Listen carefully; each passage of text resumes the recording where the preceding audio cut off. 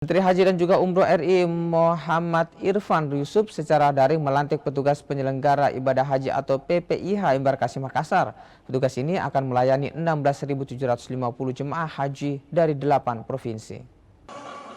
Petugas penyelenggara ibadah haji di 16 embarkasi di tanah air resmi dilantik oleh Menteri Haji dan Umrah Muhammad Irfan Yusuf secara daring dari Asrama Haji Surabaya, Jawa Timur.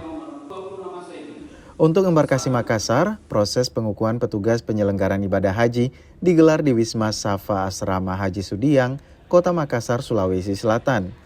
PPIH pun diminta menjalin koordinasi agar pelayanan jemaah calon haji dapat berjalan dengan baik. Titik fokus yang disampaikan oleh Pak Menteri agar semua panitia embarkasi mulai sekarang jalin koordinasi seperti dengan semua stakeholder yang ada di kepanitiaan agar peningkatan layanan dapat berjalan dengan baik. Terutama embarkasi Makassar dengan adanya tambahan 2 layanan yaitu kartu nusuk dan makarot, kami perlu lebih intens lagi melakukan rapat-rapat koordinasi dengan stakeholder yang tergabung dalam kepanitiaan, terutama dari imigrasi Saudi atau panitia makarot.